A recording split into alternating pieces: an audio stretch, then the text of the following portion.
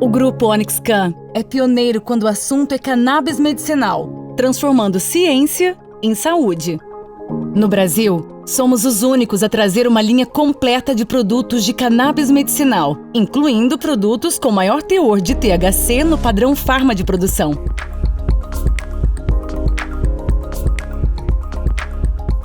Nossa missão? Melhorar a saúde e qualidade de vida.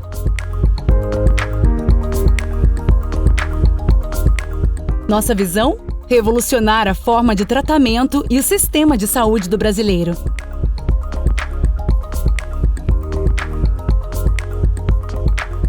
Nossos valores?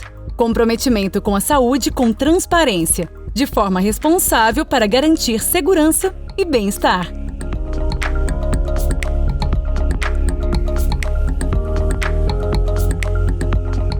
A Onyx Can conta com 4 pilares estratégicos que garantem a eficiência do tratamento canabinoide. São eles: educação para o médico que busca aprofundar seus conhecimentos de forma científica e para o paciente que busca informação para um tratamento seguro de cannabis medicinal. Inovação e tecnologia digital para o acesso do paciente ao tratamento médico.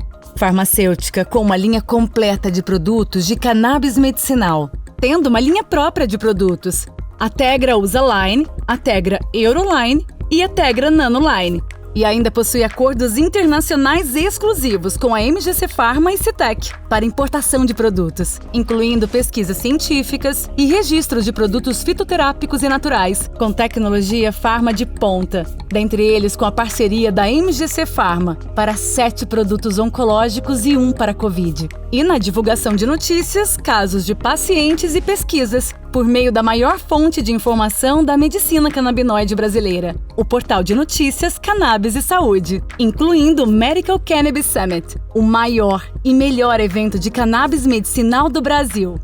Se o assunto é cannabis medicinal, o Grupo Onyx Can oferece o que há de melhor e mais moderno, incluindo informação, educação, tecnologia e saúde, com transparência, segurança e responsabilidade.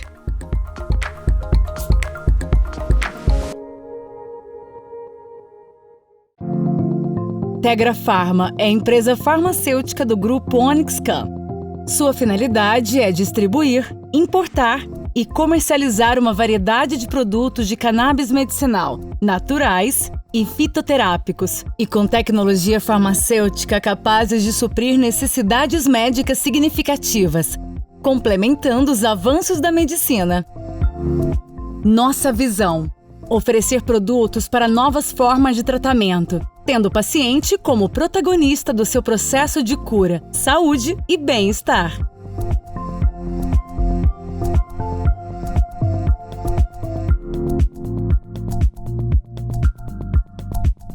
Nossos valores: como norteamos os negócios da empresa.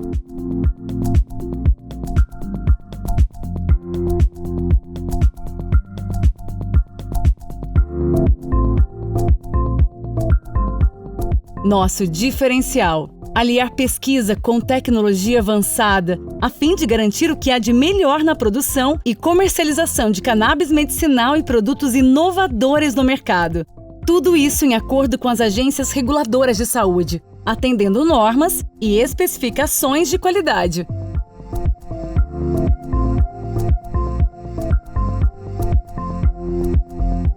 Divididos em 3 linhas exclusivas, oferecemos produtos com diferentes concentrações de THC e CBD. A primeira, a linha Tegra Usa Line, produzida a partir de um extrato Full Spectrum. A linha Tegra Euroline, utilizando extratos de cannabis de alta qualidade, preservando maior gama de cannabis medicinal e outros compostos importantes da planta. E, por fim, a linha Tegra Nanoline. Através da nanotecnologia de ponta, obtemos maior aproveitamento dos compostos dos medicamentos pelo corpo, maior absorção e biodisponibilidade, além de oferecer um produto premium completo. Essa é uma linha que traz os benefícios da aplicação parenteral e tópica ao mesmo tempo. Contamos com parceiros especializados para oferecer o que há de melhor nos produtos de cannabis medicinal, Um deles é a MGC Pharma, uma das principais indústrias farmacêuticas internacionais no setor de cannabis. A MGC é considerada pela Bolsa de Londres uma empresa de biotecnologia e biofarmacêutica. Por isso, é uma das poucas empresas de cannabis medicinal autorizada a negociar nessa bolsa. Seu catálogo apresenta 6 produtos, de diferentes concentrações já lançados no Brasil, com exclusividade pela OnyxCam. 2 deles vêm para substituir com vantagens os produtos com menos de 0,3 de THC. Outros 3 com maiores teores de THC são uma opção farmacêutica de qualidade e ainda mais barata para substituir os atuais óleos artesanais feitos no Brasil. Todos esses produtos devem estar também nas farmácias em 2021. Outro parceiro é a Citec, empresa europeia com forte investimento na pesquisa e produção científica da cannabis. Dentre as opções do seu catálogo, oferecemos 5 produtos. Com responsabilidade e comprometimento, garantimos qualidade de vida para quem necessita dos benefícios canábicos. Tegra Pharma, uma empresa do grupo OnyxCam. O mundo está em constante evolução. E na medicina não é diferente. Com a CannTeraMed, agora você tem uma plataforma de telemedicina, desenvolvida para que pacientes possam realizar consultas com médicos através da internet, com total segurança e comodidade. Dentro da plataforma, você vai poder fazer consultas por videochamadas, ler e encaminhar os resultados dos exames. E para o médico é possível acompanhar todo o histórico e prontuário, além de, é claro, realizar prescrições digitais devidamente assinadas. Através da plataforma, o paciente ganha tempo, sem precisar se deslocar até o consultório. Permite o acesso a médicos de todo o país e de todas as especialidades. E o profissional atende cada vez mais pessoas. Ah, e a melhor parte, a plataforma conecta médicos e pacientes, ajudando quem precisa da cannabis medicinal para tratamentos. Para você, médico, realizar os seus atendimentos antes de qualquer coisa, precisa apenas de um computador com câmera e microfone funcionando corretamente. E após isso, basta seguir algumas etapas bem fáceis e práticas. Preencha seus dados de pré-cadastro pelo link, para que nossa equipe valide as informações.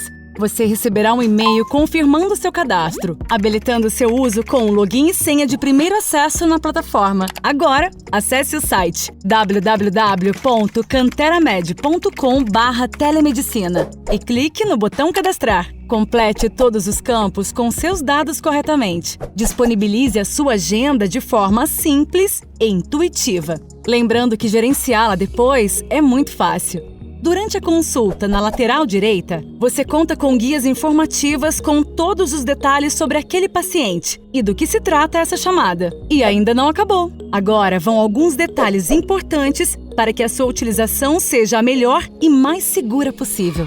Você define o valor de cada consulta. Pacientes pagam as consultas com um cartão de crédito. Após 30 dias da compra da consulta, o dinheiro cai na sua conta, tendo descontos básicos de taxas de cartão e manutenção da plataforma. Pronto!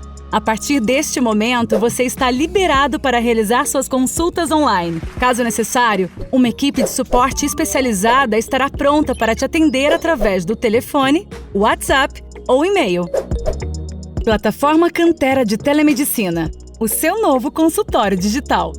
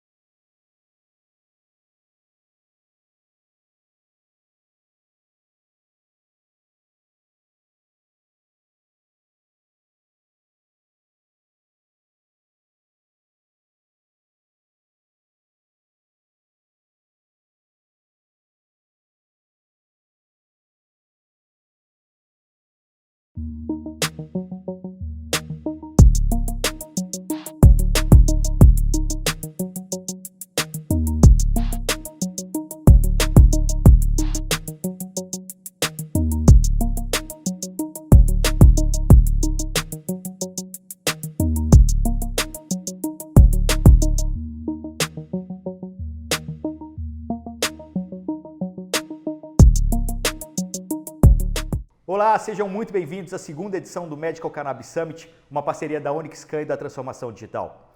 Eu sou Igor Lopes e hoje eu recebo a doutora Bonnie Goldstein. Ela é diretora médica da Cannabis Centers Wellness and Education, uma clínica médica sediada em Los Angeles, dedicada a ajudar os doentes a usar cannabis para condições médicas graves e crônicas. Depois de anos de trabalho aí na especialidade de medicina pediátrica de emergência, ela desenvolveu o interesse na ciência da cannabis médica depois de testemunhar os efeitos benéficos da cannabis num amigo que estava doente. Aí, desde então, a doutora Goldstein avaliou milhares de pacientes para a utilização da cannabis com enfoque no tratamento de crianças com epilepsia intratável, autismo e câncer. O livro dela, Cannabis is Medicine, é um sucesso de vendas e nós vamos começar com uma apresentação dela. Em seguida, Marcelo Galvão, que é CEO do Grupo Onyx, Marcos Bruno, jornalista especializado no setor de cannabis, editor do portal Cannabis e Saúde, e Jaime Ozzi, que é sócio e vice-presidente do Grupo Onyx-Can, vão fazer perguntas para a doutora Bonnie Goldstein. Então, tenham todos uma ótima live. Thank you very much for inviting me. It's a real pleasure. Happy to share my experience over the last 12 years as a cannabis physician. And today I'm going to talk about cannabis for children. I'm, as you mentioned, trained a pediatrician, and I've now treated over 1,000 children with medical cannabis, closely medically supervised, and I've seen some really amazing things. So I'm going to share that with you today. Great. Let's get started on the slideshow. So I have been a doctor, as you mentioned, for 29 years. I've trained at Children's Hospital, where I was also chief resident. I've done other types of work, critical care transport, pediatric emergency medicine was my field for many years. And in 2008, I switched things up, personal and professional, and became interested in cannabis. And I've continued to work in this field now for 12 years. I'm a medical advisor to a company called Weed Maps, which helps patients find their medicine. And as you mentioned, I have published a book, my second book, just about 1 month ago, called Cannabis is Medicine, which goes through the endocannabinoid system, the compounds in the plant, how to look and have critical thinking involved in customizing and personalizing a cannabis regimen, because this is a medicine that's very different than pharmaceuticals. You can personalize the different cannabinoids and other compounds in the plant to make it work for your body. You don't have to take what, kind of a pharmacologic model is to have one medicine that fits everybody, and that's just not how cannabis works. Now, I'd like to start off with a slide that shows a little boy that I have been taking care of now for I think since 2014, and his name is Isaiah, and he came to me with intractable epilepsy, and he had never responded to any medications. He was having multiple seizures every day, just about every hour, and had tried multiple different medications. And what's interesting about Isaiah is that he has an uncle, his mother's brother, who has been devastated by seizures. And he is a disabled adult now due to uncontrolled seizures for many, many years. And when Isaiah was brought to me, his mother said, "My son cannot end up like my brother." And we started Isaiah on a oil that was CBD dominant, about 25 parts CBD to 1 part THC, somewhere in that range. And he responded very nicely. And his mother started sending me these signs with pictures showing his progress. And you can see On the first picture, I am 1 month pharmaceutical free and 6 months seizure free. And then the second picture, 1 year seizure free. And this third picture, 2 years seizure free in 2017. And just last year, I got this slide celebrating 5 years seizure free today. And there's a beautiful picture of him with his new baby brother. And actually, the other day, I got another picture. We are now at 6 years seizure free, doing very well. And I just want to point out on the slide before, I did show the dosing. This boy is on fairly high doses of whole plant CBD oil from a supplier in Colorado, but he also gets medical cannabis THC because he has a dual diagnosis of autism. And the CBD, despite being in pretty high doses, did not help him with some of the severe behaviors he had. And he has been on both CBD, one bottle using that for the seizures, and he has a separate bottle that's THC dominant, controlling his autism. And as his mother says, he is just like his brothers. You cannot tell which child in the house is sick. He is learning and thriving and growing and doing very well. So this just is a beautiful example of how cannabis medicine can change a child's life.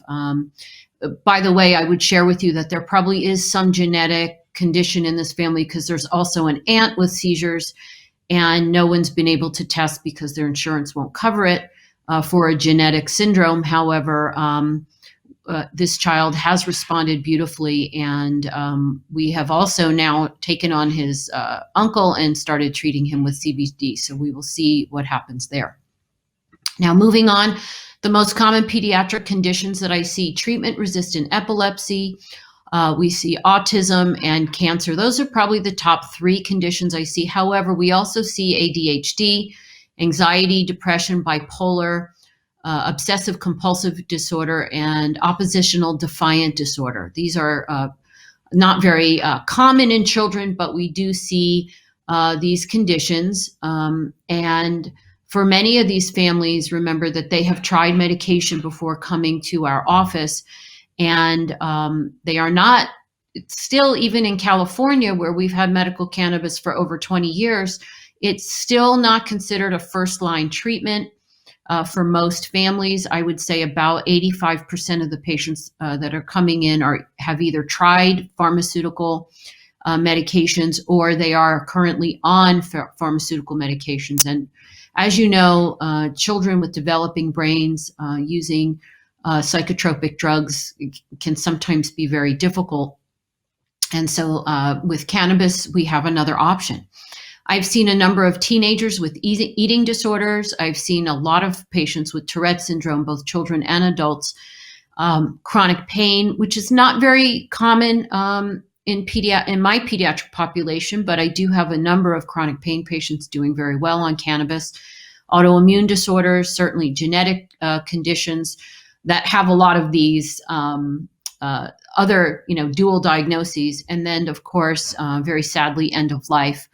Just compassionate care for those children who are going to pass away. They have a terminal condition and they're suffering, and cannabis can be treatment not only for the child, but for the whole family as well, to help them get through this very difficult time. Now, my rationale for use. So evidence of endocannabinoid system dysfunction, which I'm going to get into a little bit. But when we have this scientific basis of understanding the endocannabinoid system works in many physiologic parts of our body and helps control, balance, homeostasis of cellular messaging.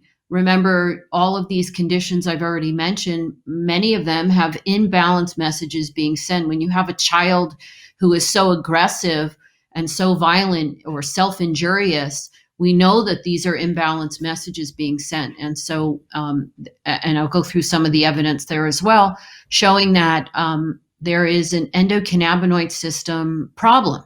And by fixing that problem, using cannabis and targeting that system, we can change outcome.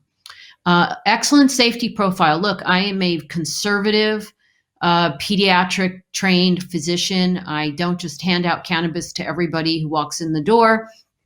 I will share with you that in my experience, cannabis is extremely safe, especially under medical supervision.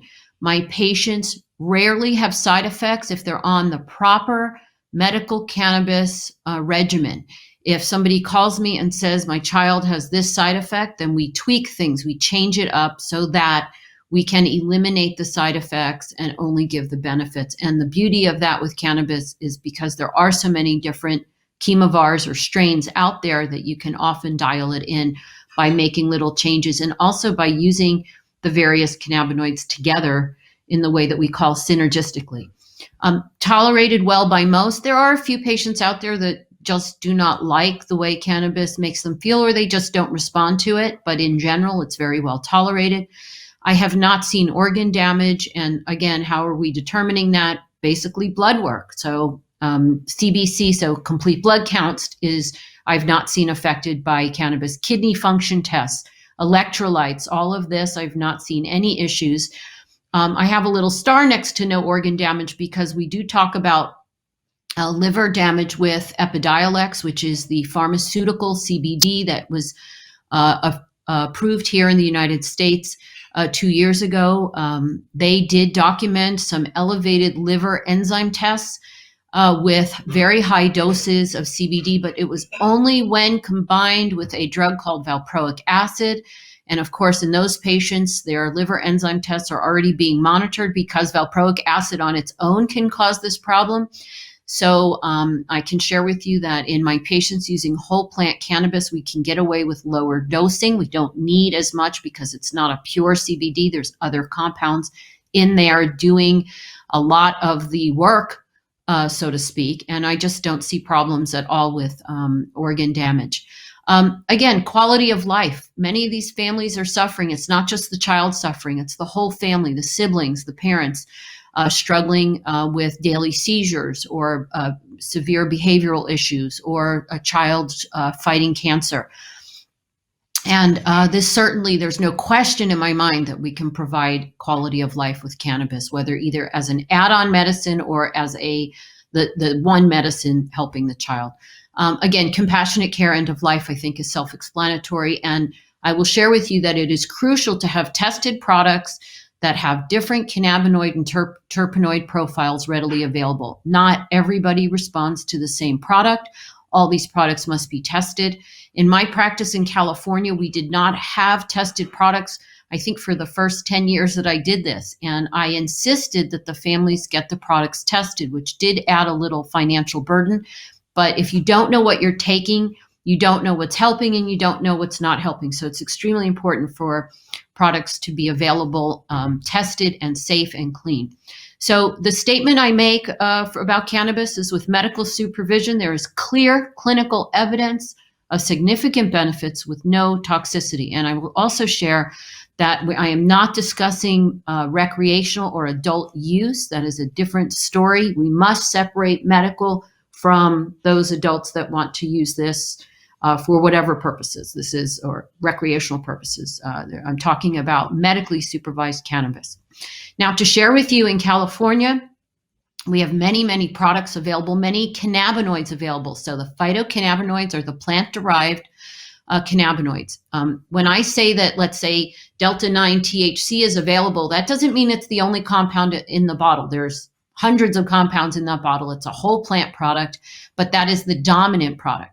Then we have CBD available in high and low ratios, which I must share with you. They have to be available in both. I have patients that respond beautifully to high, and those patients who don't respond to that, why should they not have access to medicine because they need a little bit more THC in their medicine?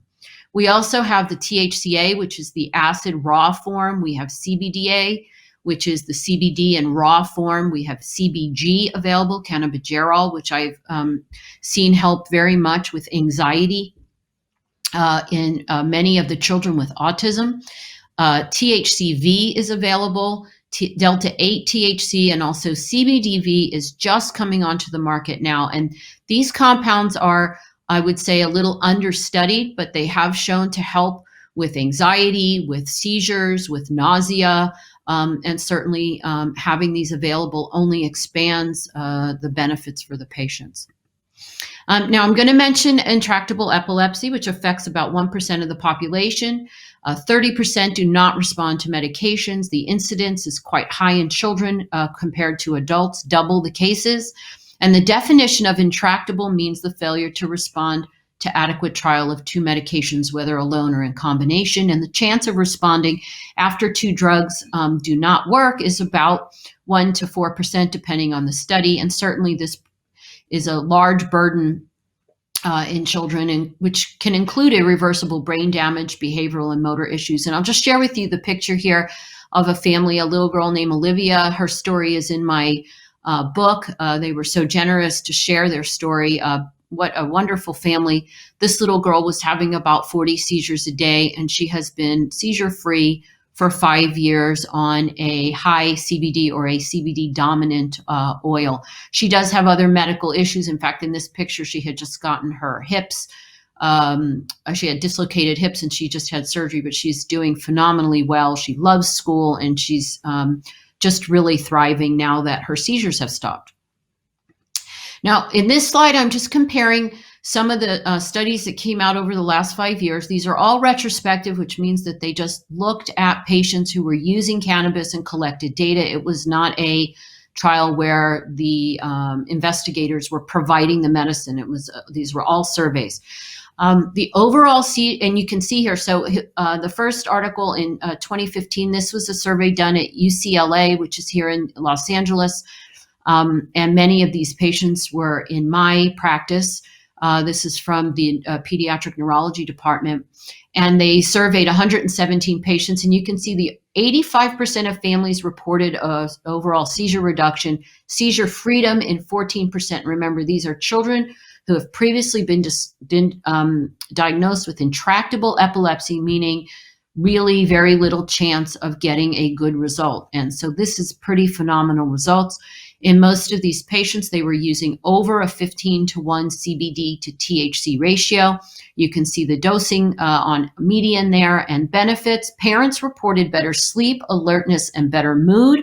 Certainly all wonderful when you're talking about a child who is struggling. They reported adverse side effects of increased appetite, which is interesting because many of my families want their children to eat a little bit more, but also drowsiness. And you'll see across the bottom there, you can see it says drowsiness, fatigue, somnolence, sedation, all very similar side effects, and not in a large percentage of patients, but most of those is because these children were on other medications and in combination with CBD, which in higher doses can cause sedation, and the pharmaceuticals that treat seizures cause sedation, and that combination could enhance that sedative effect. And what we try to do in these patients is then to start lowering some of the pharmaceuticals that weren't very successful, and we can see the child starting to get less sedated. The second study in 2016 is from Israel, and you can see very similar results, 89% seizure reduction overall. And then Sulak in 2017, I co-authored this paper with 2 doctors, Dr. Sulak and Dr. Senato. We saw very similar 86% overall seizure reduction. And then this last article, which came out in 2018, they kind of calculate a little bit differently and present their data. 39% of patients had greater than a 50% reduction. Again, this is in patients that have intractable epilepsy.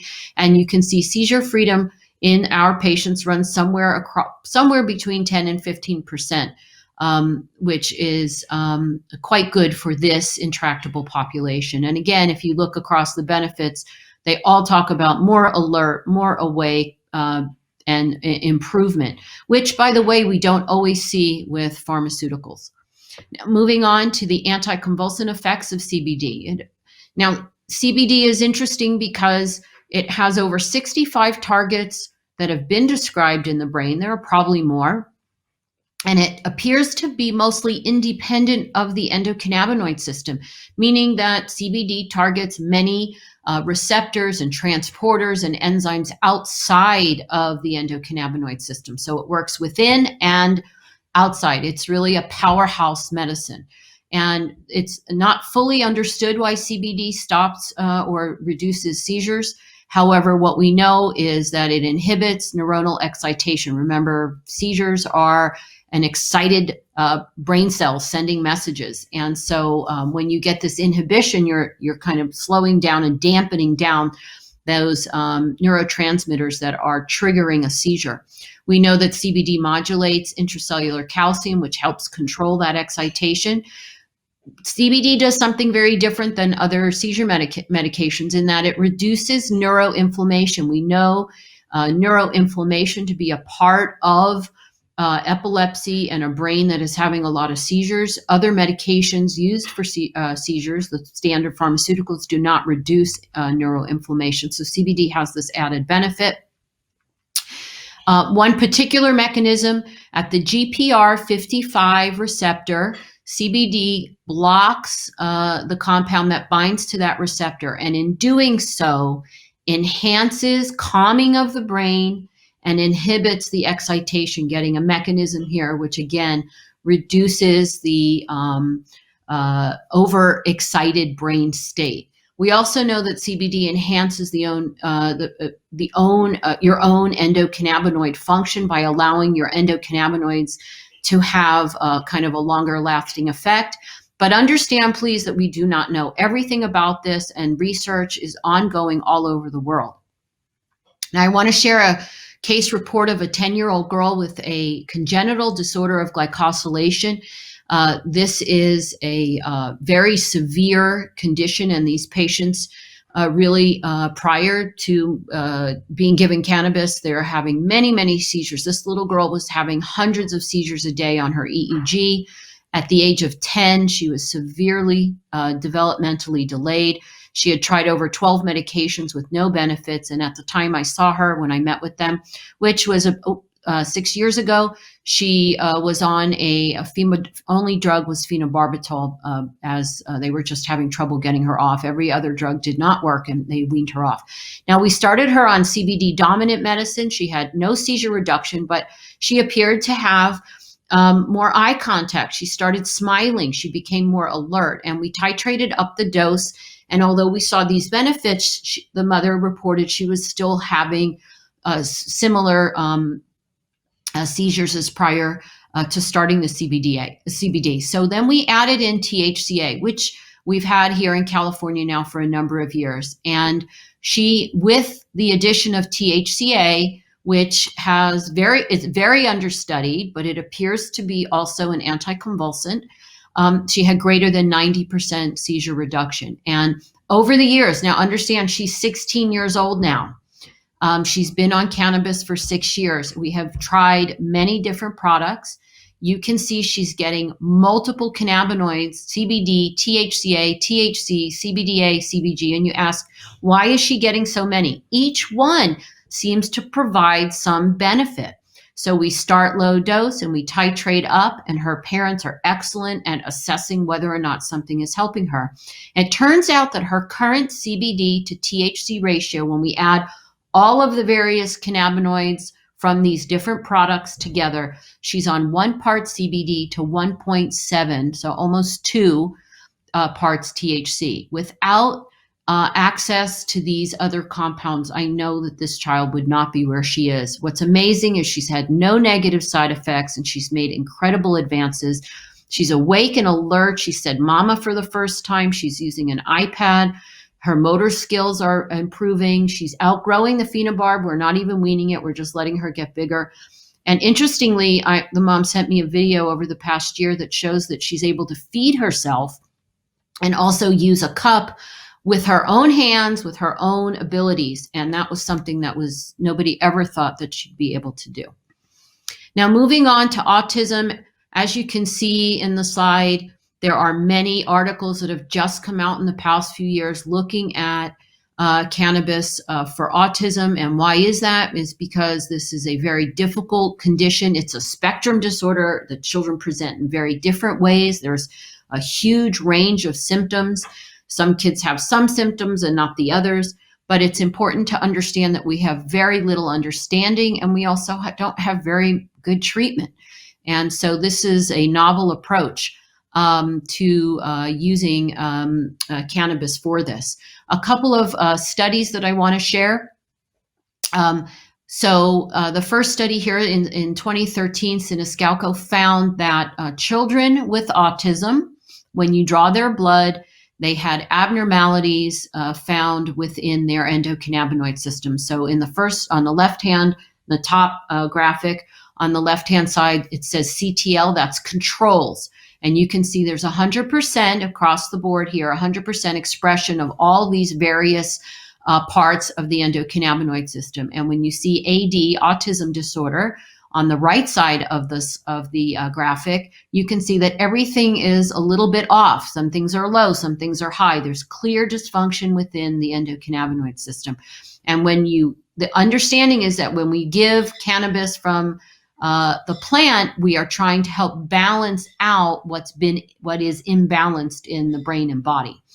On the lower graphic, what this is a study from Stanford University in 2018, where they figured out a way to measure anandamide. This is your endocannabinoid. And remember, this is difficult to measure. It's not just floating around in your body. You make it when you need it, and then your body uses it and then breaks it down. So it's not something that's easily measured, but they determined a way to draw blood and measure it.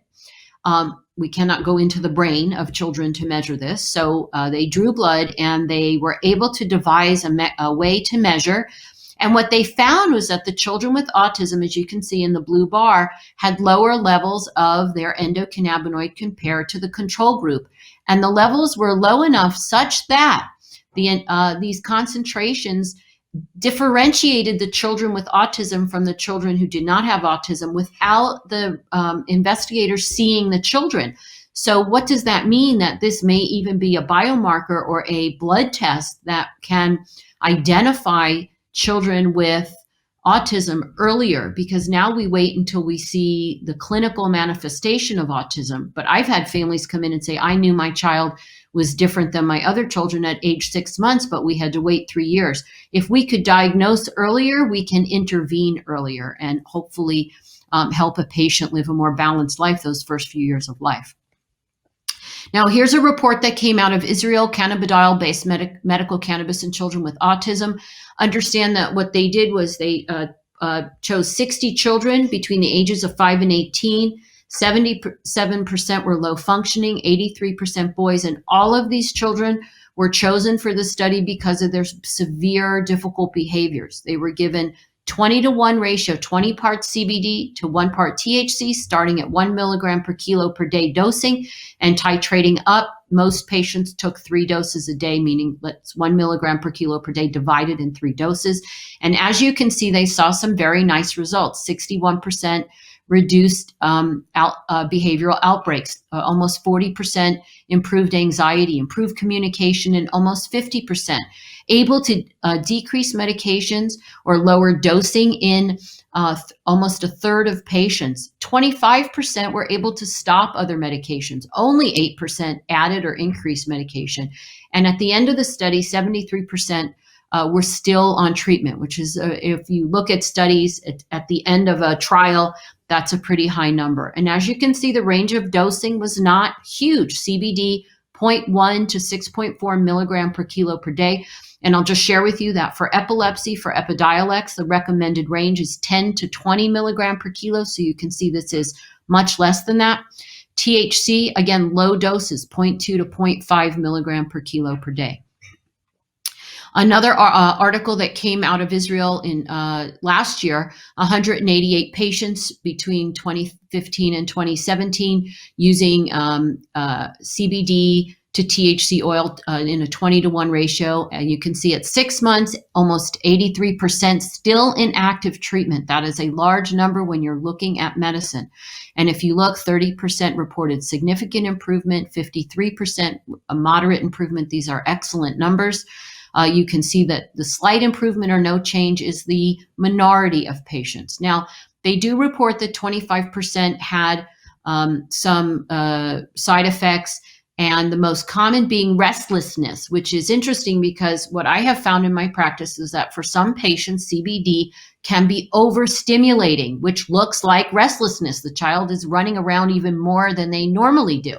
And so I say dose related because if a parent says my child is bouncing off the walls and is very hyper, I want to stop the medicine, then they stop. But what I have found is that if you increase the dose of CBD to a higher dose, that you can actually get the benefits of calm, focus, and understand that CBD is what we call biphasic. In low doses, it can be alerting and overstimulating, and in much higher doses can be calming and sedating. So what I often tell parents is that when we start CBD, if it makes your child worse, we're going to go up on the dose, which doesn't necessarily make sense to people, but understanding that CBD in higher doses can give the opposite effect and preparing the parent for that expectation, then when we go up, we can see calming. So my question here, it says dose related. Maybe these families gave up too soon when on low doses if their child was a little bit too hyper. All right, the next slide, I just want to show you. This is a range of dosing. This is about 3 times a day. Some kids taking 15 milligrams, you can see on the bottom. The peak of 60 milligrams 3 times a day, but some children needed higher doses, 150 milligrams 3 times a day, 285. So if you do not see benefits at low doses, the key is to continue to go up to see if there's any benefit. Here is from the same study, some of the information about just kind of the numbers here in terms of improvement. You can see across the top restlessness in 89 went down or improved in 89%, rage attacks 89%, agitation went down 83%. So as you can see, they're seeing some really nice benefits. Interestingly, remember that autism and epilepsy can run together. You see with seizures, 84.6% of patients had an improvement in their seizures while being treated for autism. About almost a third of patients saw improvement in cognitive impairment. A high percentage saw improvement with anxiety and so on. So it's very important data that they have shared with us from Israel. Here's a slide showing some data gathered here in California with just cannabinoids. And what this shows is just average dosing. You can see if you look at CBD, a very wide range of dosing from low to high. For THC, a little bit lower, but still a wide range. THCA, lower dosing. CBDA and CBG, we have found seem to work in low doses. So this is just a survey of families 107 families who are using this. WPA for A, by the way, I'm on their medical advisory board, is Whole Plant Access for Autism. Wonderful resources for families that are looking for information on using cannabis for children. I just have a few more slides here. Case report. This is a young man who came to me with severe aggression, self-injurious, severe anxiety, very difficult behaviors. He came when he was 16. The father, who was quite knowledgeable about cannabis, had tried 20 different products with no success, except THC helped. But the problem was that the child became tolerant to the THC with the higher and higher doses. And so they started to lose the medicinal benefits. They had never tried high dose THC. So from day one, we started high dose CBD in a 27-to-1 ratio, 100 milligrams 3 times a day. And within 2 days, this child had a complete turnaround in his aggression, in his anxiety, and his self-injurious behavior. He is a responder, no question.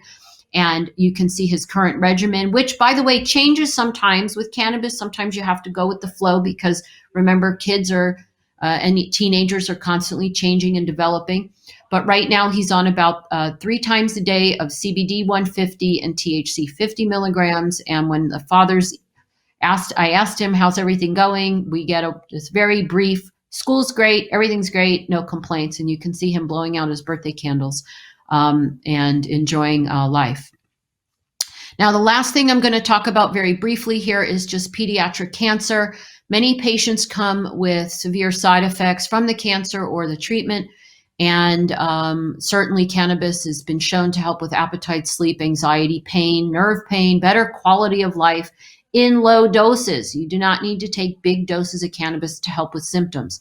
However, I've had some families come with children who are at the end of life, and we have tried to fight the cancer with high-dose cannabinoids, as there's some evidence from test tube and animal studies showing that cannabis can kill cancer cells and help stop metastasis. And I've had success with just a small number of patients where we've gotten kids with advanced cancers into remission or significant shrinkage of the tumor, buying them some time. And all of these patients were taking doing combination. Although the 3-year-old with leukemia and the last one, the 2-year-old with Wilms tumor, were eventually off of treatment by the time that they started cannabis, as the treatment was not really helping or was significantly toxic. So there's something here. We need to do research. It is, I'm just lost a 16-year-old to a brain tumor last week. Fortunately, I have a young man in the hospital right now with a stage 4 bone cancer who's likely not going to make it. I'm tired of seeing children die and no studies being done. It's ridiculous that we have this tool and we are not using it, or at least researching it to see what else it can do. Now, when we're talking about pediatric patients, all of these criteria are very important. Concentrated oil so that a child can take a small dose. The timing of the oil is an issue. Making sure batches are consistent, affordable, that there's a reliable source, that there's local access, that they're lab tested, and understanding that dosing often changes. These are children, I call them moving targets. Their brain changes, their seizure disorders change, puberty hits. We have all of these kind of moving pieces. So we have to remember that if you find a regimen that works, it may not stay the same over time, but we have to accept that as part of this very non-toxic treatment. And then my last slide here, just to show you some of my beautiful patients that I'm honored to take care of, as well as my new book that is out. Thank you very much for your time. Dr. Goldstein, thank you very much for your presentation. It really was a great explanation about your experience, and will certainly add a lot to everyone. I would like to introduce Marcelo Galvão, that is our CEO. He's here also to make some questions. And Marcos Bruno, that is the editor of the site Cannabis and Health, or Cannabis and Saúde in Portuguese. I think those questions to you will be very important, counting with your experience. So once more, thank you very much for your explanation and presentation. It's a pleasure to meet you. Thank you very much for the presentation, Dr. Goldstein. Okay. Well, adding to what you say, here in Brazil, as I told you, we only can use products for medical use with cannabis. And our company is very aware about the quality. So all the products that we supply, they have the COA, the Certificate of Analysis, as you put in your beginning of your explanation, that those are very important for the families to know exactly what products they are using for their families. So in your clinical experience, what were the greatest difficulties in treatment with medical cannabis, especially with children? That I believe it's very important part of your experience are working with children. Well, interestingly, the most difficulty has nothing to do with the medicine itself or the way the medicine works. The difficulty comes from finding a doctor who can help. That's number one, because doctors are still very nervous about this and are still thinking of cannabis as a drug of abuse. The second thing is local access to good quality tested products.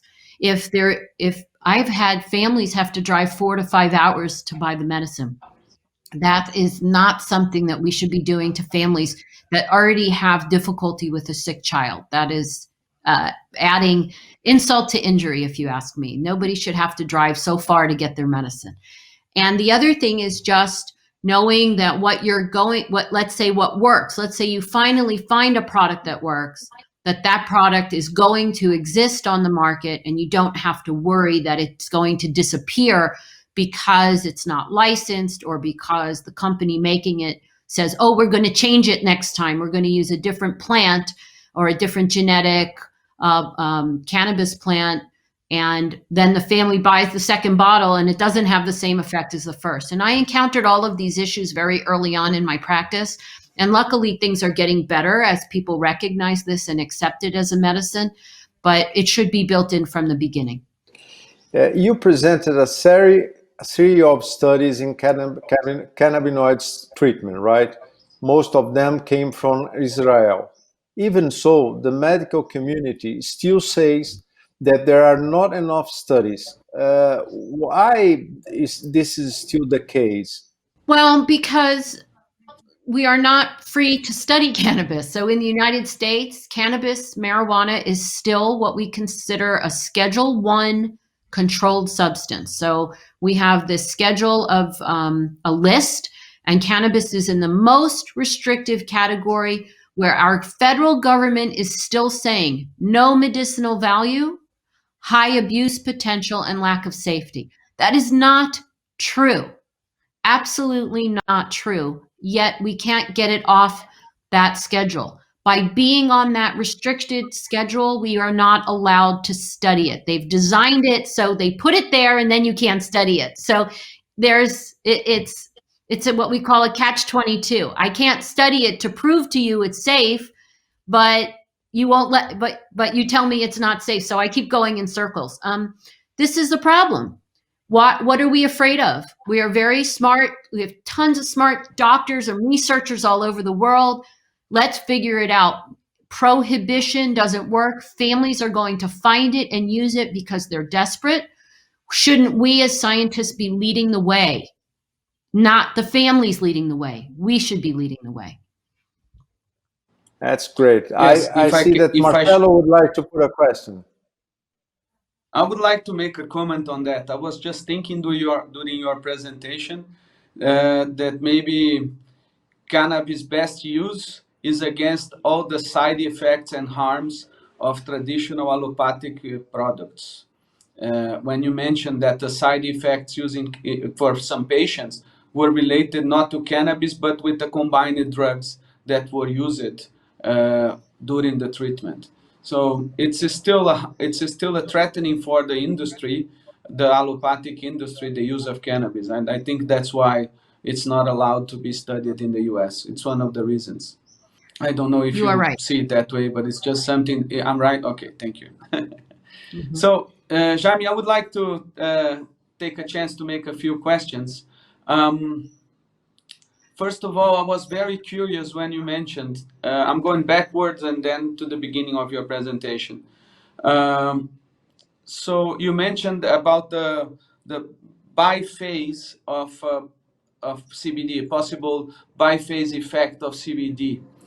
I don't know if you are acquainted with homeopathics or even better with anthroposophical medicine, but one of the key statements of anthroposophical medicine is that homeopathic and allopathic medicine will find a way to understand each other in a common scientific background when they understand that whichever substances that in great amounts will be harmful to one of the polarities of the body, either lower body or a higher body or inferior body, will have the same or positive effect. It will be beneficial in lower doses for the other side of the body. So I was thinking that the biphase of CBD could in fact be related to that. So I wanted to know which was the case where you had that problem, for which pathology, and also if the product was using MCT or was using olive oil or even hemp oil, what was the excipient? Do you remember? Well, so I've seen this reaction in many patients, mostly of those that have behavioral issues, whether it's autism or a genetic basis. It's mostly related to that behavior. So I don't worry about it if a child is just only has epilepsy. It appears that there's some, if they're a responder, there is some dose at which their brain will have that lowering of the neuroexcitation. And often we know that higher doses will do that. And studies also show patients with anxiety will say that higher doses are needed. With autism, though, I think because of the way the brain is in an imbalanced state, in those lower doses, the children seem to be highly sensitive to that alerting effect of CBD.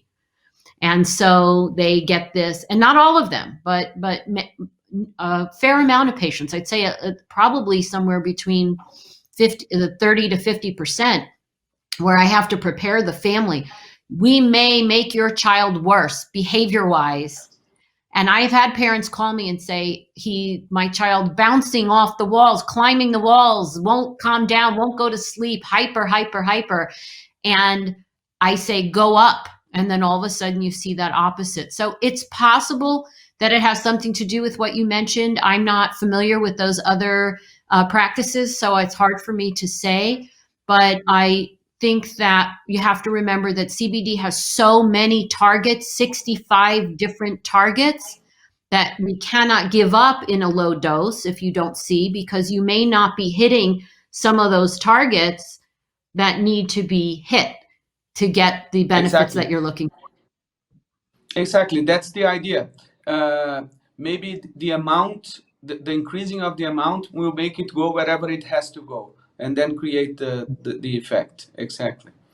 And do you remember if it was olive oil or MCT on those products that you were wearing? No, and I'll share with you that there are so many different products that people are using. I try to track by products, but it's very difficult. In my practice, most patients are using either MCT or olive oil. There's not that many others that patients are using. So I cannot right now relate it to one or the other. Okay, fine. If later you could let us know, it would be interesting in those behavioral cases. I'm interested on that. Thank you very much. I have another question. You mentioned a lot about I would call minor cannabinoids, which are the ones that are not as much studied as CBD and THC. So CBG, THCV, and many others.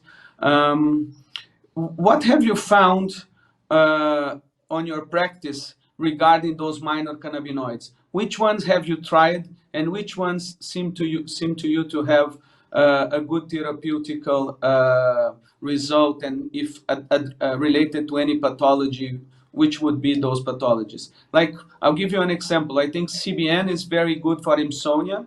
It's been researched lately, but I'm not referring to an isolate. I'm referring to it in the compound, a compound rich in which other cannabinoids would be nice.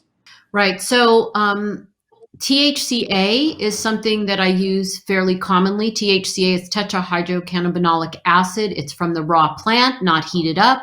We have it available in tablets, as capsules, as well as tinctures here in California. I see improvement in behavior with autism at very low doses. Remember, in the raw cannabinoids, if you're not heating it up, you're not losing some of the compounds. So you are actually getting kind of whole plant, the true whole plant before heating it. So in autism, I see children with epilepsy have better, some seizure reduction, as I mentioned in the case report I gave you. For THCA, often in some of my adult patients, they're using it for nausea, for overall kind of wellness, because it's raw. And again, THCA, I have patients that have had complete resolution of migraine headaches with THCA, but we have to remember there's THC in that bottle, a little tiny bit. Many of the products we use here in California are 20 parts THCA to 1 part THC, so maybe that THC is doing something. CBDA is been on the market now for a number of years. That's the raw form of CBD. I have seen some very nice results in children with autism for sensory issues, for anxiety. And again, remember, understudied. So I can't tell you there's 5 studies that show that it works for this. I can just tell you in my patients what I see. CBDA, I just recently recommended. It appears in animal studies to be quite potent for nausea. I have an adult I've been following for, I think, 7 years now with breast cancer. And she's recently had growth of her tumor and put on a new chemotherapy with terrible nausea. And THC, she was on THC and it didn't help. And usually THC is my go-to for nausea. We added in low-dose CBDA, which eliminated her nausea. CBG is cannabigerol. We use that for a lot of kids with autism or anxiety disorders. I have a number of patients who find CBG tincture, to teenagers who find it helpful for anxiety and mood, depression, and some OCD type. And again, with CBG, sometimes there is also that biphasic, lower doses do one thing, higher doses, opposite effect. Delta 8 THC I've used for some patients with nausea who do not like the effect of Delta 9 THC because it makes them high. Delta 8 is, as long as there's not a lot of THC in it, it's not psychoactive, and these patients get an anti-nausea effect. And CBN, I'll share with you, when you really review the studies, there's just not a lot there for insomnia. I think people are making these claims, and maybe some people find it to be helpful, but in my experience, people will buy the CBN because it's readily available, and they are not finding improvement in sleep. In fact, I don't think I've had more than 2 patients say that CBN helped with insomnia. And when you go back and look at the research, which by the way is older research, and we certainly could benefit from newer, better designed studies that compare, that are just better designed, let's say. Maybe there is something there, but I just don't find that CBN really helps that many patients. What does help for insomnia in your opinion? Or do you have any experience with that? Sure. So I find that THC works great. And the way to minimize tolerance is to use something like a 2-to-1 or 1-to-1 ratio CBD THC combination for some people will help, because the THC still can do its job, but remember, having the way CBD works at the cannabinoid receptor helps kind of buffer, and we find that that combination, you don't build tolerance. Most of my patients who are struggling with sleep are using some form of either inhaled THC, tincture THC, or like gummies or some type of edible THC. Also, I find that raw plant put into a cup of tea sometimes can be very helpful for people for sleep. And when you say 2-to-1, you mean 2 molecules of THC for 1 of CBD, right? You said either 1-to-1 or 2-to-1. In California, we say it backwards. So 2 parts CBD, CBD 1 part THC. Sorry. Okay, it makes more sense to me. Awesome. Thank you very much. Okay, and finally, do you have any experience with terpenes? Because I know that in the recreational market, people talk a lot about the terpenes. Now there are lots of hemp vapes with different types of terpenes combined with non-THC hemp, with a non-THC compound. Do you have any experience in medical cannabis instead of this recreational trend, or no, with the terpenes? Yes, of course, because we find that as parents kind of go along trying different products, we start to get a sense of, we know what's in that product, what their child is responding good or badly to. So if we're going for an anti-convulsant effect, I usually encourage families to look for a product that has linalool. Linalool is a calming, it calms neuroexcitation. It's relaxing. We know linalool to be cross species with lavender, which we know is anti-anxiety. So for epilepsy, also for autism, linalool is something that we want. Beta caryophyllene is a potent anti-inflammatory. It's cross species with peppers. and some other plants, as you know. And beta-caryophyllene seems to be very important, again, for neuroexcitatory conditions where we can have neuroinflammation. We know children with seizures have neuroinflammation. Children with autism have inflammation everywhere as part of their condition. And again, we could talk about the chicken or the egg, but it's there. And so why wouldn't we want to treat it? So beta-caryophyllene is very important. I find that myrcene, so remember myrcene is a sedating, it's kind of an anxiolytic, anti-anxiety. It's sedating. It can even be an hypnotic, meaning very sedating compound. When you combine myrcene with THC, you can get a very sedating. So many of the patients who are looking for medicine for sleep, I recommend high myrcene in that product to help boost that and give that synergy between THC and myrcene as a sleep aid. But what I find in children who have neuroexcitatory conditions, the myrcene may not make them sleepy, but it will help stop and lower some of that neuroexcitation. So we can use that compound. Remember, it matters the brain you put it into. If the brain is overexcited and another brain is not, you're going to see two different effects. We have to remember people are unique individuals. We're not treating all one thing. So I am very interested in the terpenes. A big problem in California is that it's not required for companies to post their, or it's not required to have the terpene profile on the bottle, but many of them do check it, and it is available on the certificate of analysis if you can get that from the company. And some families have found, boy, my child responded very badly to this product, and maybe it's high in a particular terpene. We might try another product with that same terpene, and if we kind of see bad results with two, and then we see another result that's better and that terpene is not there, we've kind of said, okay, this human is sensitive and not in a good way to that terpene. So sometimes people can sort out. It's a lot of data tracking, so it can be difficult for families that are, now homeschooling with COVID and, just trying to get through the day with a sick child. Very good. Thank you very, very much. Jaime, Marcos, please go ahead with your questions. I do have a few more questions. One of them is about the titration of cannabinoids. As you said, everyone is an individual. And what suggestions you would give for doctors to start when they're starting a new treatment? So number one is to understand that you are unlikely to cause any irreversible or permanent damage. So we just don't see that. So not to be afraid.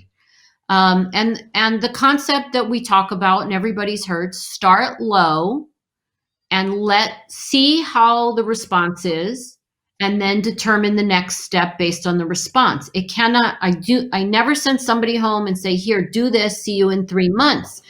You can't do that. You have to see how the patient responds and then tweak little by little. So I have some families, they email me once a week, once every 2 weeks, so that we can start low dose and we tiptoe up.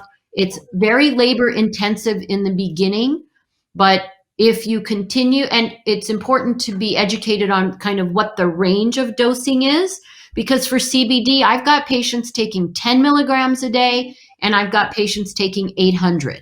That is going to take time. You have to understand that you're not going to get the right dose on the first day that you recommend cannabis. You start low and you titrate up little by little by little by little, looking for the benefits, looking to see the timing, and it's kind of the art of medicine. But after you do it a few times, it becomes pretty clear, especially the way doctors are trained to take the data back from the patient and say, okay, now I'm going to do this. It's just a matter of learning this with a new medicine. How many days normally you expect to see the reaction with the new doses? It's a great question.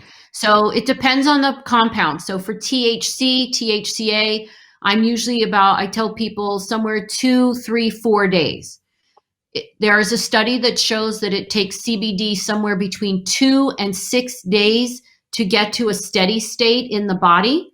So for CBD, I recommend at least 1 week, unless we're seeing the child going crazy, and then we'll go up. So case by case basis, but I recommend usually at least a week for CBD, and sometimes for children with epilepsy, 2 weeks, to really give a chance to see how it's working. And also remember, if there's other medications in the bloodstream, we want to make sure that we get a good picture if there's going to be a drug interaction. Perfect. Thank you. And in your opinion, Dr. Goldstein, what would need to happen for the cannabinoid medicine to be applied more widely to both doctors and patients? Do we need change in legislation, as you said, Schedule 1 drug? What is needed to really change the situation that we already know the benefits for patients that are great and very important?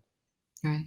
Well, I think many people already understand this. Unfortunately, the medical community is very resistant still. I mean, not everybody, and I certainly can tell you that it's gotten better over the last 5 years, that more and more doctors are interested, but there's still many doctors that just, I hate to say it, I don't know if you have Brazil, I'm sure you do, the 3 monkeys that no, I don't see it, I don't hear it, I don't speak it.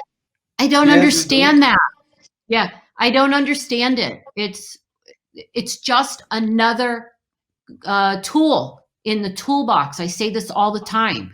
And all you have to do is learn about this tool.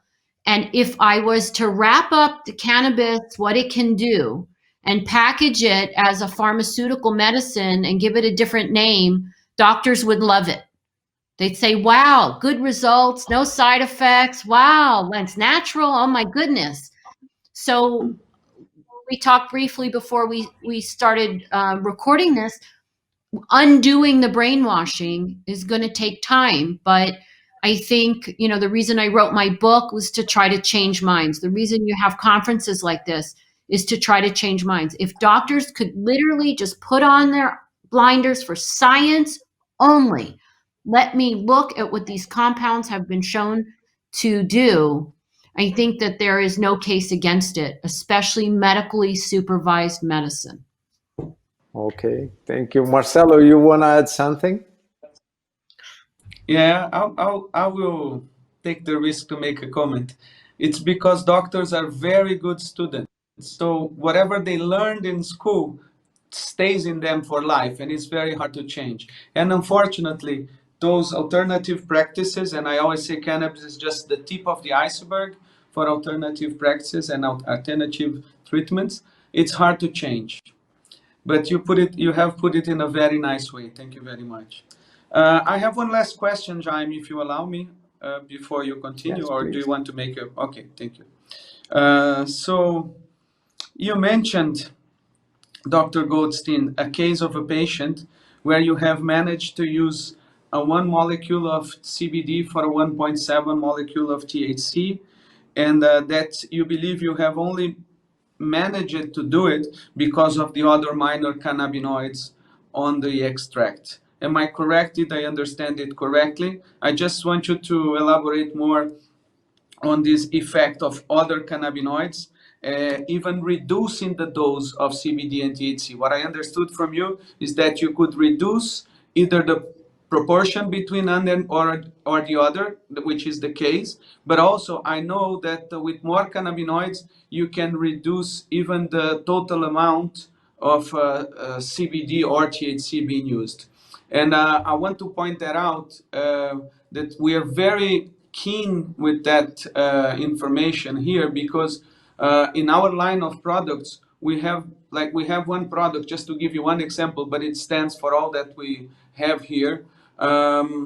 We have one product which is called Provacan, and the main thing about it is that it has 2.5 to 3 times more minor cannabinoids than this product comes from Europe, and it has 2 or 3 times more than any product we have found in the US, with those extra cannabinoids. And it's the only one which has THCV, which accounts for more or less half of the total amount of minor cannabinoids, and then very high on CBG, and then CBN and CBC, and also CBDA and THCA, all that you have mentioned. And with the results are amazing. So could you elaborate more on examples and just confirm or make any comment on what I said about the case you stated? Right. So there's evidence that these compounds are what we call synergistic. So, and what Dr. Meshulam in Israel calls the entourage effect. And other people call it the orchestral effect or the ensemble effect. But the idea is that the compounds enhance each other's benefits. Remember, there's overlapping. THC is anti-anxiety, so is CBG, so is CBD.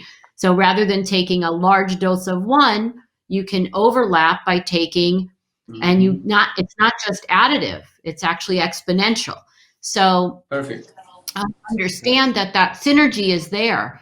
I think with the patient that I mentioned, what was so interesting is we did start with the high CBD, low THC, and over time found she just didn't need that much. And we were tweaking and changing, going up and down. And that was, look, we're talking about years of tweaking the medicine for this particular patient with many challenges. And what ended up happening was with the last visit, the mother had given me the COA for every product the child was taking. So I made this big graph and we took the products across the top and the cannabinoid along the side and we listed all. And then when we added it all up, that's what we ended up with. So remember, I didn't create that ratio. It was a finding after we saw what affected her. In my practice, I try very hard, especially because these are nonverbal for the most part, children. So they do not say, oh, that makes me feel bad. We have to observe and try to tease out.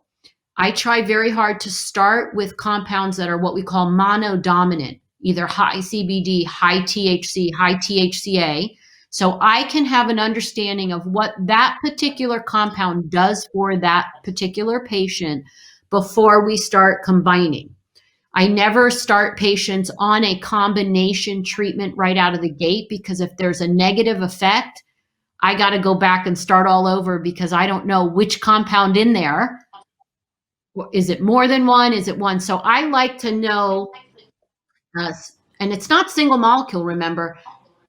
It's blurred lines a little bit, because in that bottle of CBD, there is THC. In that bottle of CBDA, there's other cannabinoids. So it's not a perfect algorithm that I've come up with. But again, I like to kind of see what each product does and then see what combinations. I'll share with you, there's a young man I take care of with anxiety, severe anxiety. He did not do well with CBD. He did very well with THCA, but not perfect. So we added CBG, right? So we've ruled out CBD. THCA is in. We add CBG, that helped. Then we tried something else. I'm sorry, I don't remember which one, but we rule it in or rule it out. And that's what I talk about in my book, is that you kind of want to know how your own body reacts to each one of these different compounds. And then you can try to figure it out, because the only problem I see with those combination products is that if you don't have a good result, you really don't know then where to go, because you don't know which compound is causing an issue. However, there are plenty of people starting with these who do find good results. So, it's for those people who don't get that result, the waters become a little muddy. And just in connection to that, Jaime, and it's going to be my last question, sorry, but it's very interesting. Thank you very much again. It just occurred to me also to ask you about the genetic tests, because, I will say out loud my opinion. I might be wrong, but it seems to me too much in line with the traditional way of thinking medicine to take a genetic test and believe that this will be the best way to guide the patient treatment. Whereas the experience and practice and the trial and error that you have mentioned to us in the cases of your patient could have much more value than that, especially with the new findings about epigenetics. So there are already, science is already saying that genetics is not about everything. And besides that, the precision of those tests to make them feasible or financially accessible, they round up too many variables, and they might not come with something good. What do you think about that? Right. So my opinion, again, this is my opinion. I do not recommend those tests unless somebody really is struggling quite a bit finding a cannabis to help them. Okay. But in the beginning, I do not, it's one, like you said, expensive. And two, I don't really find that it helps. If you have a physician or a coach, a cannabis coach, somebody that's helping you, just the feedback from the patient can help us find the products that work. I am right now doing a study with a company here in California where we're looking at the metabolomics in saliva to see if we can correlate the findings in the patient with an improvement in some of the, let's say, the physiology or chemistry of the patient. We're not doing the test first and then trying to apply cannabis to it, but we are trying to look at that to see if that could be a tool, especially in children with autism who are nonverbal. In my experience, some of these genetic tests actually scare patients because there is a couple of studies that show if you have this genetic variant, you are more likely to have a physiologic dependence on cannabis. And that scares people. These are not patients that are, smoking cannabis recreationally behind the high school. These are medical patients trying to find answers. And then you give them this little piece of information that they'll never going to become physiologic dependent on cannabis. They're using it as medicine. We just don't see that in these patients. They have, one of the ways I like to describe medical patients is they're living a life with a boulder, a big, big rock on the path of life. And cannabis lets them move the rock over. They are not interested in piling marijuana dependence on top of the rock, and adding more. They are trying to find the answer to their medical problem. So to get a genetic test that tells you, oh my God, I'm going to be oh my gosh, I'm going to become addicted before you even get started is just, I don't find helpful. I see no reason to do that to anybody. Hi, Dr. Goldstein. It's a pleasure to have you here with us on Medical Cannabis Summit. My name is Marcos Bruno. I am journalist, editor of Cannabis and Health portal, and my question is the following. Here in Brazil, we have a lot of stigma in medical cannabis, especially THC. Our Federal Council of Medicine does not recognize THC as a medical compound. So my question is, what is the safety of applying THC, especially in children?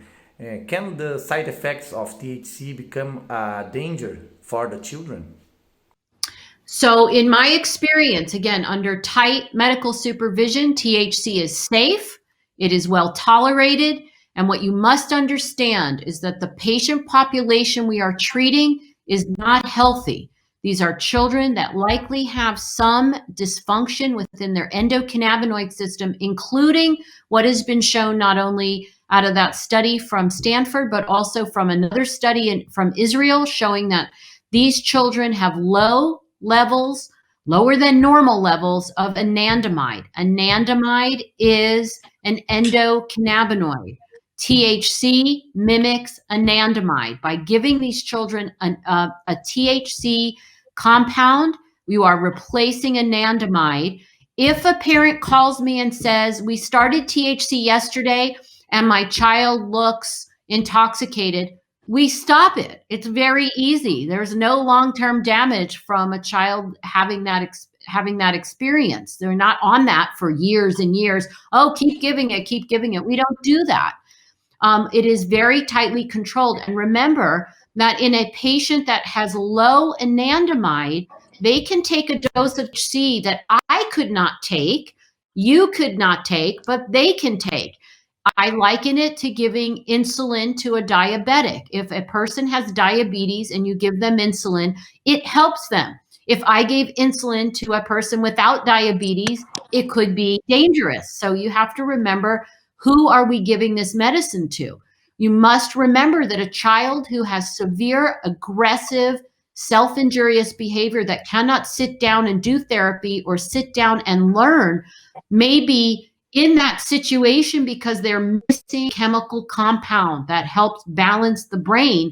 And THC, it can be that compound. I've seen it with my own eyes. I'm a pretty conservative physician, and every single family is told, if your child is intoxicated, they are getting too much THC, they only need to see it once to know, and then we lower the THC and try to use a combination of different compounds to approach. So this idea that children taking THC is dangerous is coming from the, quote, recreational world. It is not when we're working with children with medical conditions. Your book, Cannabis is Medicine, despite being a bestseller in USA, has no Portuguese translation. So I would like you to make a presentation of your book to Brazilian people and invite our audience to read your book. So I wrote Cannabis is Medicine to help explain why cannabis is medicine. So I talk about the endocannabinoid system, I talk about the plant, and then I talk about how these two things come together. There's a chapter about the medical risks. There's a chapter about the safety. I talk about 31 different medical conditions for which there is research supporting the use of cannabis. And then all throughout the book, there are testimonials or stories from the patients that I've been so lucky to take care of who share their kind of journey with illness and how cannabis helped them. And I want this to be a tool for people to try to change the minds of people who are still against this. You know, the way I look at it is we have very smart scientists and researchers and people out there who can understand how to use this. I have been using this medicine in my patient population for 12 years. When you think about thousands and thousands of patients, and I take my oath of do no harm very seriously, it either works or it doesn't work. You're not harming anybody. And for those people for whom it works, life-changing. Dr. Goldstein, thank you very much indeed. We look forward to have you more, and anytime that you plan to come to Brazil, just let us know. It'll be a pleasure to have you with us. Yeah. Just one last thing. Yes. Under our initiative, Dr. Goldstein, we have launched a university course. It's a 420 hours, a post-graduation, and it's broken into nano courses of 30 hours, only about medical cannabis. And we believe it to be a state-of-the-art course worldwide. So, and we are also translating it to Spanish to have it in countries in Latin America, and it's an official course. And our student from the university we partner with, which is called Anima Group, which was elected the best private university in Brazil, is going to make available for students at graduation those courses about cannabis, which is a real breakthrough on the world scenario. And in all that initiative with education, I believe we should have other interactions with you. Thank you very, very much. It was really a pleasure. We learned a lot with you. Thank you very much. Thank you. Everybody safe. Bye-bye. Thank you. Thank you. Bye-bye. É isso, pessoal. Espero que vocês tenham gostado do conteúdo. Acompanhe agora mais uma live sobre o estilo de vida e o sistema endocannabinoide. E amanhã a gente tem como destaque a apresentação do Dr. Daniele Piomelli sobre farmacologia, neurociência e drogas na medicina canabinoide. Espero vocês. Até lá.